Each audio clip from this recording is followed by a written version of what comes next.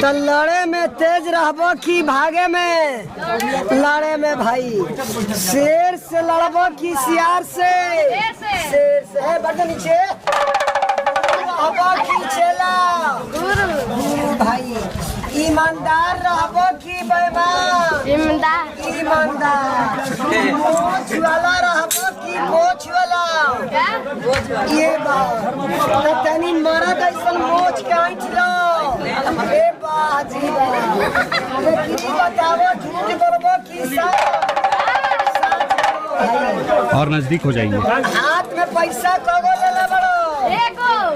ओके खींच के दू गो बढ़ा दो। अरे हमारा और भी दो। कगो पैसा दे लो। बबुआ लो सब लड़का बोलो लो पैसा का रुपया बा।